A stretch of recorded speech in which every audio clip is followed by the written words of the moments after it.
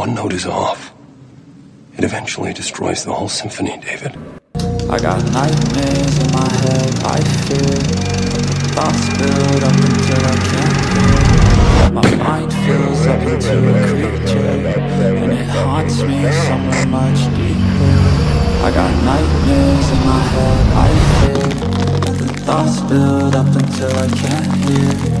That my mind fills up into a creature, and it haunts me somewhere much deeper. Hello and welcome to True Crime Rocket Science, the most authentic voice in true crime. The mistakes start in the very first second of CNN's 2016 documentary, their special report on JonBenet Ramsey. It's only recently been published or posted on YouTube, and so I wonder if you can make it out. The mistake is really that they weren't using a desktop rotary dial phone, but instead two touch-tone pad phones, one in the kitchen that was wall-mounted, the other in the basement on a table. This may seem like a nitpicky detail, but as we'll see later in the analysis where they talk about another voice on the phone because the phone wasn't cradled properly, it's important to get the phone right and also to know what sort of phones were originally in the Ramsey home. Those details can come back to haunt you. They can be quite important.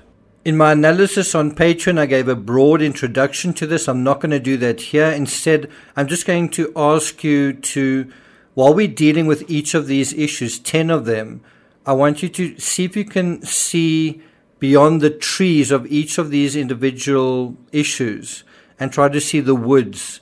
In general, what do all of these 10 mistakes add up to in terms of our impressions of the Ramseys? And the way to think about this question, the way to answer the question, is to look at the way that the Ramseys themselves, John, Patsy, also even Burke, deal with some of the details in terms of the fabric of this case.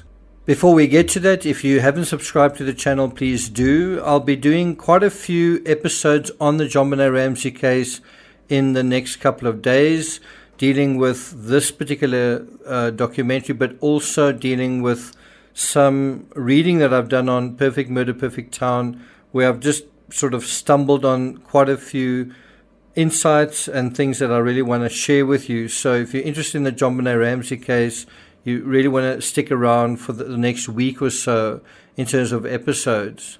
If you're enjoying the analysis in this episode, please like, share, leave a comment. You can also hit the thanks button, and let's get started. She loved to perform. I don't believe she pushed her at all. That second voice you heard is Pam Bardet. She's the wife of John Ramsey's pilot, Mike Archuleta. That pilot was the same pilot that John contacted on the morning of the kidnapping. But the first mistake I want to highlight here is the fact that JonBenet, I'm not sure it's a fact that JonBenet loved being in pageants. On page 99 of Perfect Murder, Perfect Town, Kit Andre, a dance instructor, describes his first-hand impressions of Patsy and JonBenet, the mother and daughter dynamic within a pageant setting. And this is a quote from the book. "They made JonBenet look like a clown. Someone else taught her those pseudo-adult movements, the provocative walk, the poses, all of it. The pageants were Patsy's gig. JonBenet was her alter ego. Patsy had the money, she had the costumes, and she had the kid. She could relive her own pageant thing. You got the picture right there. Patsy didn't have a sense of proportion about how this should fit into her child's life. What I saw in the pageant video, you don't do that to a 6-year-old. I think a reasonable question to ask around this question is whether it was healthy and whether JonBenet liked what she was doing, is just to simply ask, well, was it excessive? Was Patsy pushing JonBenet harder than was perhaps healthy or normal? And I think a insight into this question is on page 108 of Perfect Murder, Perfect Town, where the author talks about there being 23 pageant trophies, that JonBenet had 23 trophies on the floor and shelves. And in the children's play area was another 5-foot-tall pageant trophy next to one that measured 8 feet 1. Meanwhile, on the bookshelf, there were titles such as Children at Risk, Children All Wide World Straight Talk. And then I think you can ask the question in a very oblique sense. Just ask the question, could Patsy be excessive? Could Patsy be over the top?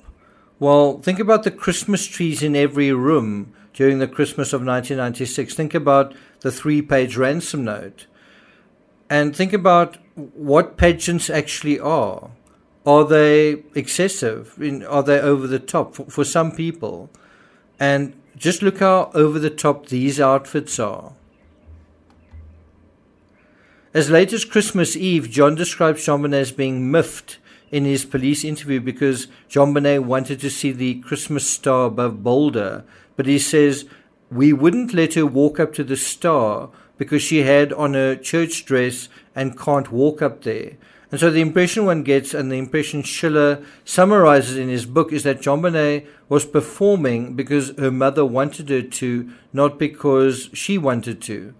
There's really a lot more to say about this, and we can also go into JonBenet's health records, but for the purposes of this video, we're going to now move on to the mistake number 2. This was the last photo taken of JonBenet. It is forever etched in her father's memory. Actually, no, this was the last photo. It was released in April 2019, over 2 years after the CNN special report. So I'm not really sure if that photo would be etched in her father's mind. It's interesting to me that John Ramsey seems to confirm that the other photo, the one of JonBenet at the bicycles, which is a happier looking JonBenet, is the last photo, when it was John who released this last known image of JonBenet in another documentary subsequent to that interview. For someone that ought to have been very appraised of his daughter's case, I find that detail more than a little strange. The family drove home after Christmas dinner with friends. We left about 9:30, something like that. In the Ramseys book published in January 2001, they describe heading home at 8:30 p.m. and that by 9:30 p.m. they put Burke in bed. The time the Ramseys returned home is important, specifically with reference to whether JonBenet was asleep or not. If they returned early and JonBenet was asleep, well, then they perhaps seem to be good early to bed, early to rise parents. And JonBenet doesn't seem to have any kind of sleeping disorder that's within that scenario. On the other hand, if they return late and JonBenet is still awake, well, then all sorts of questions arise. Although John and Burke are adamant that JonBenet was asleep in the car when they arrived home, in prior statements they claim to have read JonBenet a bedtime story and that Patsy even sang to her. Neither of these statements make any sense if JonBenet was already asleep at the time. Burke Ramsey also gave a version, I believe, in 1997, where he said that JonBenet took presents, took gifts into the home of the Steins. Also, in an interview that Susan Stein gave, remember the Ramseys' final stop that night was to the Steins. She referred several times to seeing the whole family and how normal they were. It seems an unlikely comment to make if JonBenet was lying asleep and unseen on the back seat. On their way home around 9 p.m., they dropped off gifts. Susan Stein and her husband were the last people known to have seen the family before the murder. They came to our house, and I talked to Patsy for a while, maybe 10 minutes, 15 minutes. And they all seemed perfectly normal, perfectly the same. They were all bubbly about Christmas and about where they were going. And Number 4. By 9 a.m., John secured the cash and took Burke to a friend's house. Although there were rumors that John left the crime scene, these later proved to be unfounded. It's not explicitly stated who took Burke to the Whites' home, but it was more than likely Fleet White, since Fleet was also present when John went upstairs to supposedly awaken Burke, help him get dressed and tell him what happened.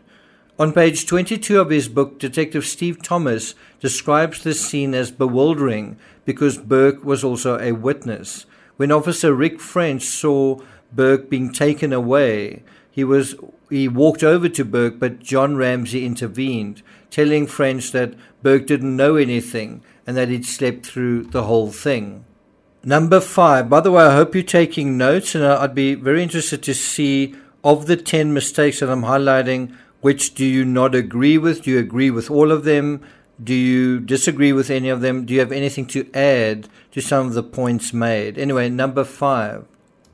We have one room in the basement that there are no windows in that room. When I open the door, and when I turn the light on, So this is an interesting point where John says, actually during the CNN interview in very early 1997, he says, when I opened the door and when I turned the light on, and it's interesting that he doesn't really complete the sentence. We'd expect him to say, turn the light on, and that's when he saw JonBenet. In the Ramsey's book, in the section pertinently dealing with this moment, John finding JonBenet in the wine cellar on the floor, no mention is made of the light being turned on. The light is also a fuzzy topic during John Ramsey's deposition in 1998. Steve Thomas asks, and did you open the door? John Ramsey, Steve Thomas, and was the light on or off? John Ramsey, I think it was off. Steve Thomas, and did you turn the light on? John Ramsey, probably. I don't remember specifically turning it on, but probably would have. It's a dark room. Steve Thomas, from the time you opened the door of the cellar room, when did you discover your daughter? Was this a fraction of a second or a matter of seconds? Give me an idea. John Ramsey, instant. I mean, as soon as I opened the door, I saw the white blanket, and I just saw a blanket, and I knew that was our, Steve Thomas. And it was then you instantaneously opened the door, saw the blanket, you may or may not have turned the light on. John Ramsey, Steve Thomas, you don't know, in all fairness? John Ramsey, in fact, I don't remember. So in terms of this statement, he's kind of saying that he opened the door and immediately saw the blanket and he saw JonBenet, right? And he basically acknowledges that the light wasn't off at that moment. Now, someone who does seem to remember this part is Fleet White, who was standing right behind John Ramsey and who had checked the same room earlier that morning, in the dark, not knowing there was a light. Fleet's statement was that John opened the door, cried out, and then switched on the light. Law enforcement believed this point to be so significant they later recreated it. And this scene is also depicted in Perfect Murder, Perfect Town, and you kind of get the idea that he turns the light on and then looks around the corner, but the light only sort of initiates something like these fluorescent lights that take a moment to sort of come on. That is an interesting point, though. What kind of light was in the light cellar? I think in a legal setting that would be relevant, but I think the other point is nevertheless also worth noting is, did John seem to see JonBenet before the room was illuminated? That's the basic point that's being argued. Now on to number 6. I tried to untie her hands, but the knot was way too tight. I couldn't get it loose. In their book, John made the same statement, saying that the knot was tied too tightly around JonBenet's wrist to undo it. And yet on page 22 of Detective Steve Thomas's book, he describes what he witnessed in person during JonBenet's autopsy, that the cord around JonBenet's wrist was so loose the pathologist seemed to be able to merely brush it off. Personally, I don't see this as a contest between what John says he observed and the detective's version, because we have a photo of that cord still around JonBenet's wrist. Does that look tight to you? As far as I know, the cord was also around her other wrist, and that was brushed off by John Ramsey, but I say that under correction. Now on to number 7. Couldn't do anything but scream. It's interesting to me that at this point, John, who does a lot of lip smacking whenever he gives interviews, he does a big one right here. Does it mean anything? John sketches himself as impotent here and paralyzed with fear. He can't do anything except scream. And it's really on this hinge that the entire case really turns. Either John and Patsy were victims and their emotions did overwhelm them, or the real John and Patsy were doing something else, that they were capable of a great deal of agency, that they weren't impotent, they weren't paralyzed with fear, that they were very busy little bees right through the night, instead of mourning and grieving, potentially staging and conjuring a fake ransom note. So which is it? Who are we dealing with here? Now, Errol Morris told Slate magazine in the same year that this documentary came out, but earlier, a lot earlier, January 2016, said, however you want to describe it, the whodunit, the mystery of what really happened, the mystery of personality of who people really, really are, is powerfully represented when you have a crime standing in the back of all of it. And so he's really getting to this idea that we do want to know who people are, but you really realize how powerful this whole thing is in a situation where there's a crime that's been committed. So even in the mythos that we do know about, John doesn't seem to be paralyzed.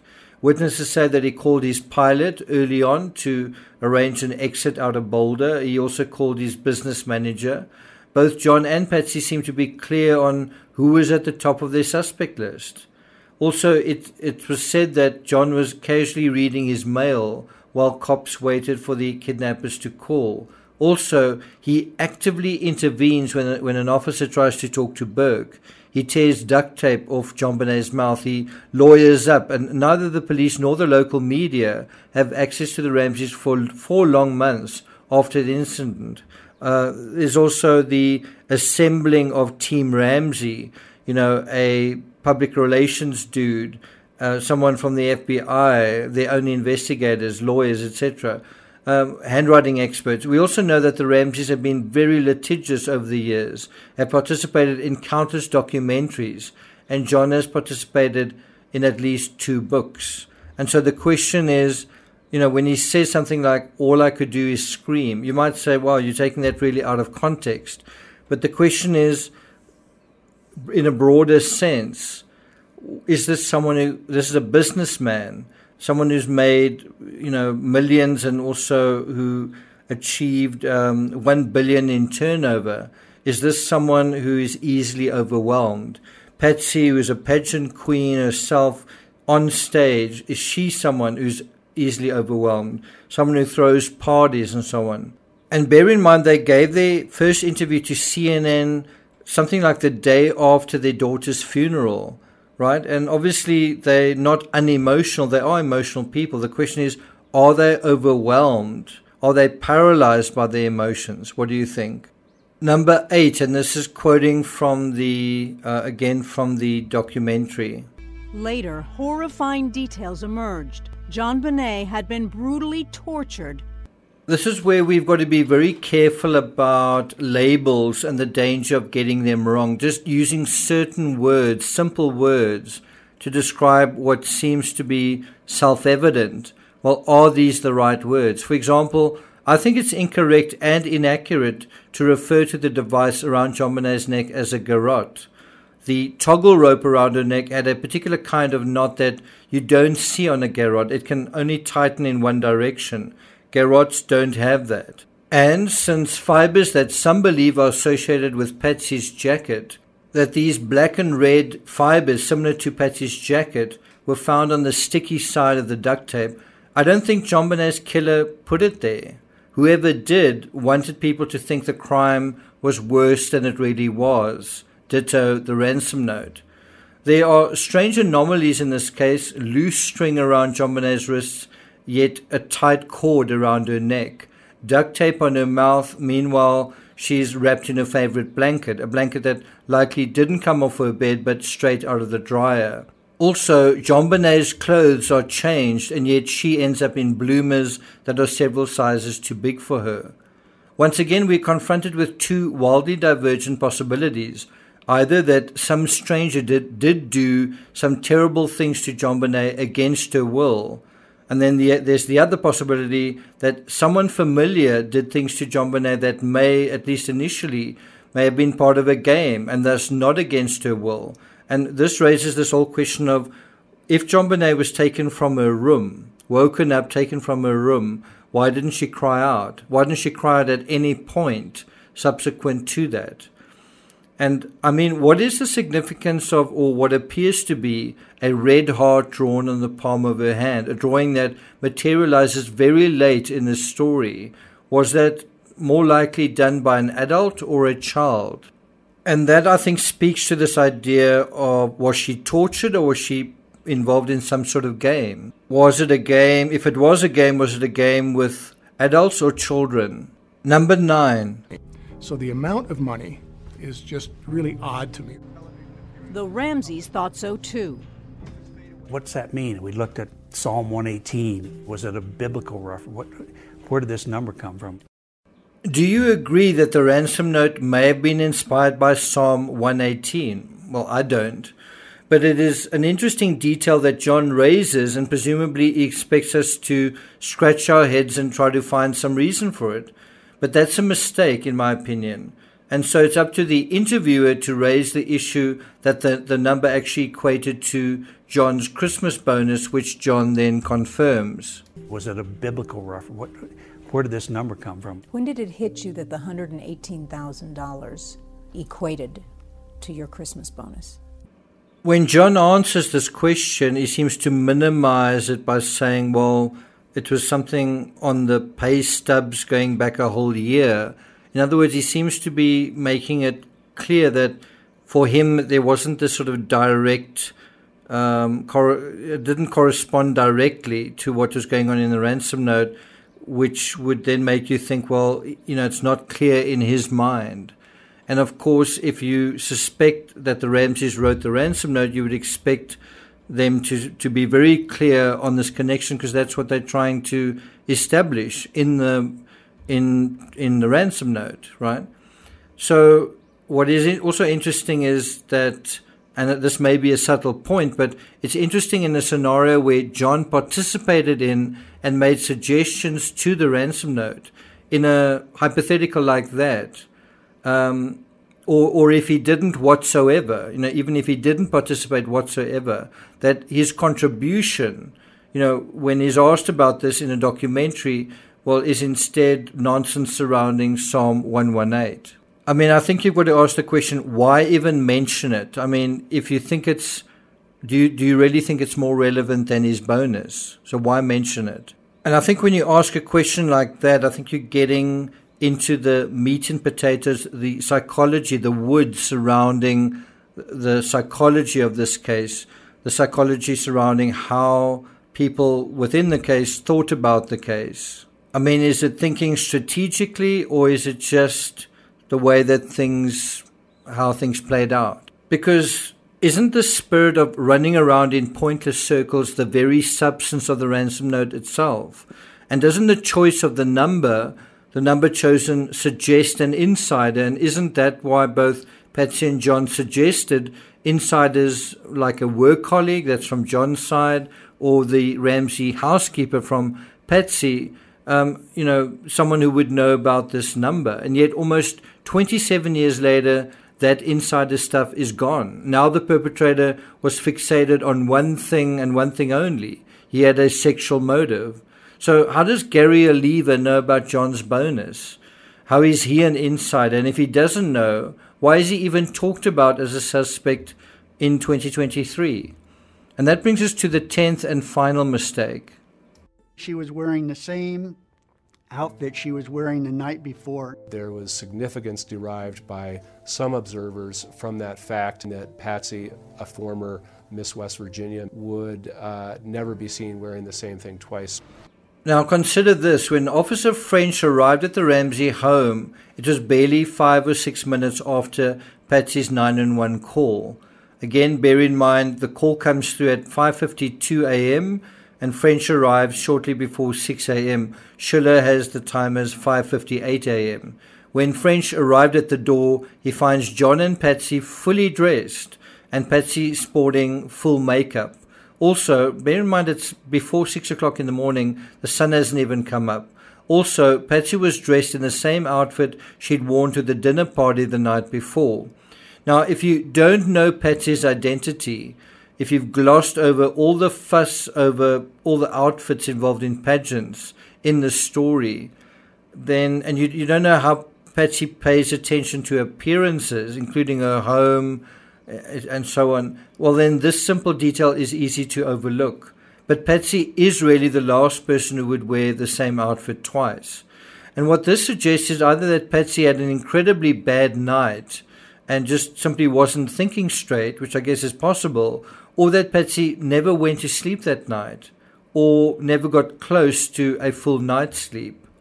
The other interesting thing is that the Ramseys say they woke up, found the note, searched a few rooms, and then immediately called 911. Well, if that's the case, when did John have time to change? Remember, he was on all fours reading the 3-page note in his underwear. Could he have rushed upstairs, 2 flights upstairs, and then back down 2 flights to get changed and achieved all of that in 6 minutes? Well, certainly yes, but who would do that? Who would want to make themselves presentable to the cops before dawn in these circumstances? Would that be something you'd really care about? Patsy's also perfectly presentable. She even does some laundry on the way to going downstairs to make some coffee. She's already dressed and wearing makeup. Is that really how she intended to fly to Michigan on the day after Christmas? Is the clothes that she put on, is that how she intended to leave the home, wearing those clothes? On page 11 of their book, Patsy makes no mention of this clothing anomaly. Doesn't mention it, doesn't make any excuses or provide any reason. She simply leaves it out. She says, I reach for my clothes and start dressing, but she doesn't say which clothes. Now, obviously, there are some people who subscribe to the intruder theory, and that's fine.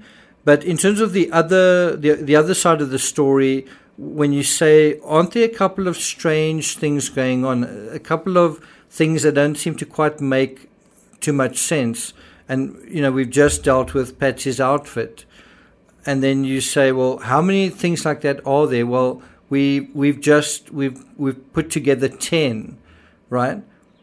And I think that's enough, isn't it? 10 mistakes in the first 20 minutes of CNN's 42-minute documentary. And I must say, the ones that follow are even more interesting and I think more crucial. So if you'd like me to cover those, let me know in the comments. I'm not going to take it further than that now, but if you found the analysis here worth extending into part 2, let me know. Before signing off, you may recall what I asked you to do while reviewing these 10 mistakes.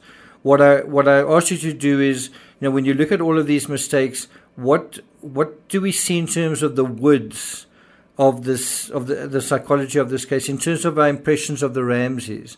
An important clue to that is how John refers to the detail of Psalm 118. So what is that telling us about the psychological fabric from the Ramsey side in terms of this case? Do you have an answer? Because the answer to this is one of the biggest clues we all missed, and it's completely obvious. Thank you for listening, and I'll see you guys next time.